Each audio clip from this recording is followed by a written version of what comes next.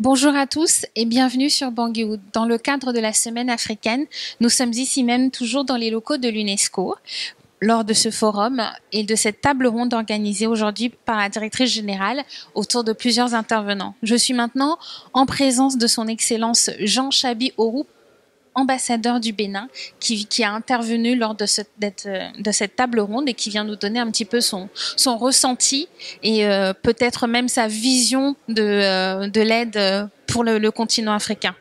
Bonjour Son Excellence. Oui, bonjour Madame. Merci beaucoup d'avoir accepté de répondre à nos questions. Je vous en prie. Alors pour peut-être les téléspectateurs centrafricains et centrafricaines qui ne vous connaissent pas, comment peut-on vous décrire qui êtes-vous?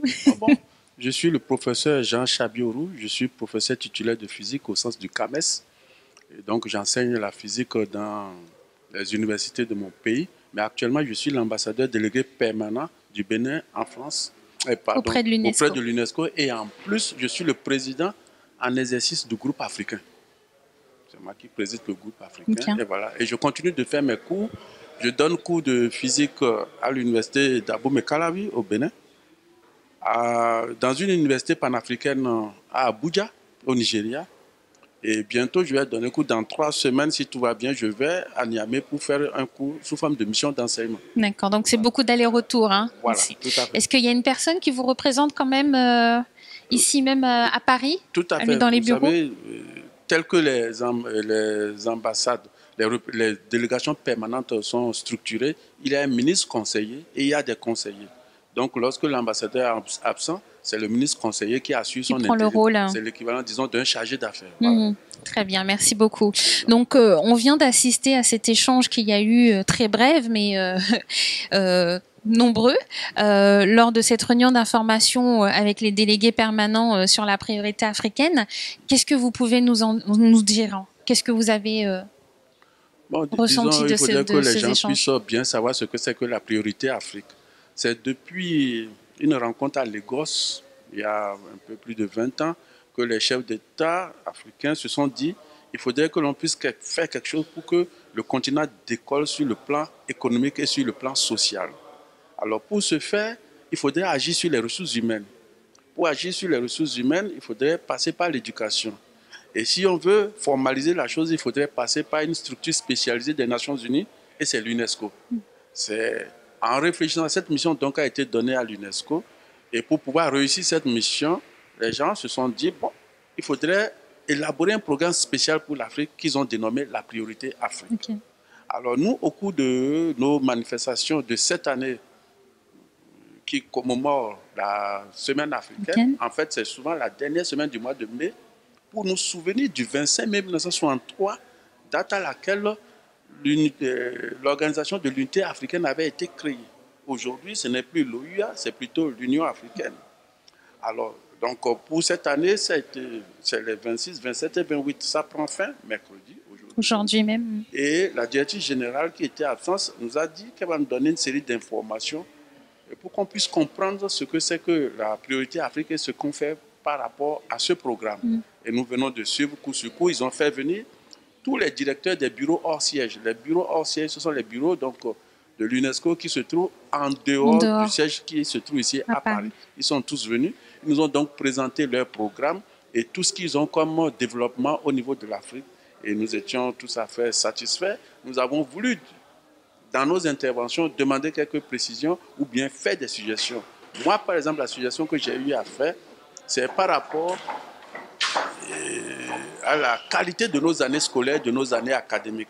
Souvent, c'est atrophié dans beaucoup de pays. Cela veut dire que la masse des connaissances n'est pas suffisamment atteinte. La deuxième chose, c'est que actuellement, nous observons un taux élevé de... alphabétisation. Oui, disons, on peut dire par rapport à l'alphabétisation, c'est une corrélation. Mais c'est qu'il y a des gens qui sont diplômés et qui n'ont pas de travail. Alors ça décourage les parents d'élèves. Et ces parents d'élèves, conséquence, qu'est-ce qu'ils font? Ils demandent aux enfants de ne plus aller à l'école ou bien ne les encouragent plus à aller à l'école. Parce que pour eux, la finalité, c'est d'obtenir un emploi. S'ils n'obtiennent pas un emploi, cela veut dire que c'est des dépenses inutiles. Donc ça, c'est un danger. Moi, j'ai suggéré que l'UNESCO puisse avoir une prospective commencer par y réfléchir avant que cela ne soit un problème très grave. Voilà. Mais est-ce que ce problème-là, justement, date déjà de plusieurs années? Est-ce que vous pensez qu'aujourd'hui, oui, on peut y arriver, mais comment, par quel chemin on peut commencer? Oui, c'est que ça devient trop massif maintenant. Et en dehors de ça, c'est qu'il y a une mauvaise orientation des étudiants. Lorsque les gens obtiennent le baccalauréat, il y a quelques séries timides de sciences d'orientation, mais que les gens ne suivent pas. Ils vont tous de façon massive en sciences économiques ou bien en histoire-géographie, dans des domaines dans lesquels on n'a vraiment plus besoin de gens, alors qu'il y a des domaines pointus. Il y a même des séries qui sont en voie d'extinction, comme la série C, on l'appelle chez nous la série C, où c'est des mathématiques. Actuellement, on demande presque pardon aux étudiants qui sont doués d'aller en mathématiques. Donc, il y a des domaines dans lesquels on aurait pu orienter des gens. En dehors de ça, il faudrait que l'on puisse aller dans des secteurs qui pourront nous aider sur le plan endogène, c'est-à-dire pour régler nos problèmes endogènes. Nous avons des problèmes qui nous sont spécifiques. On devrait pouvoir réfléchir dans nos systèmes éducatifs comment orienter nos enfants vers ces séries, ces options-là qui, me semble, seront beaucoup plus salutaires que ce que nous sommes en train de faire. Donc, on est capable de résorber cela. Et l'agriculture, parce que le thème de cette année aujourd'hui, oui, voilà, l'éducation, la science au service de l'agriculture. En Afrique, nous avons encore une agriculture où tous les gens travaillent à la daba, à la mer, c'est pénible, il y a la pénibilité du travail. Alors, si on trouvait des moyens qui existent déjà d'ailleurs un peu partout, si nous utilisons ces moyens-là pour un peu plus mécaniser notre agriculture, que nous ayons des chercheurs qui puissent réfléchir aux variétés de plantes que nous avons, je pense que nous allons avoir une sécurité alimentaire parce que l'objectif après tout c'est ça. Et ce thème est aligné sur le thème de l'Union africaine de cette année. Ce que vous dites, ça me fait penser un peu à, je prends l'exemple bien sûr de Thomas Sankara, qui disait au Burkina que finalement ils avaient tout, ils n'avaient pas forcément besoin de l'aide extérieure. Mais pourquoi sur notre continent africain on n'y arrive pas? Bon, on n'y arrive pas. C'est quoi le problème? Je ne sais pas si c'est sociologique. Ce qui est sur le constat est là, on n'y arrive pas. Mais on y arrivera. La possibilité de nous rendre compte qu'ensemble, nous pouvons vaincre la fatalité.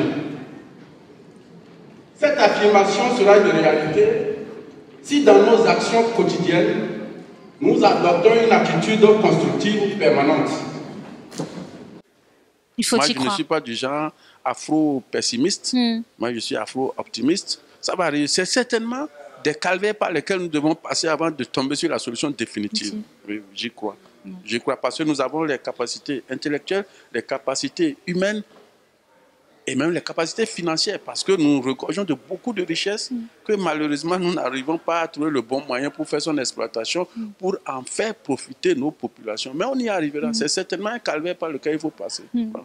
Merci beaucoup. Est-ce que vous avez un dernier mot à adresser justement à tous les Africains qui pourraient écouter Bangui Wood? Bien sûr, ce que je voudrais dire, c'est que d'abord, j'encourage beaucoup Bangui Wood. Je n'étais jamais au courant de Bangui Wood. Et je trouve que ça, c'est un succès. Je pense que c'est des jeunes qui se sont associés pour créer ça. C'est déjà une bonne chose. J'encourage tout le monde. Et je demande à vos auditeurs qui sont donc de Bangui, de la République centrafricaine, comme des autres pays africains, de vous regarder de temps en temps et de vous encourager. Moi, de mon côté, je vais parler de vous. C'est la première fois que je vous rencontre. L'autre chose que je vais dire, actuellement, le pays, la République centrafricaine, traverse une période difficile. C'est arrivé à certains pays.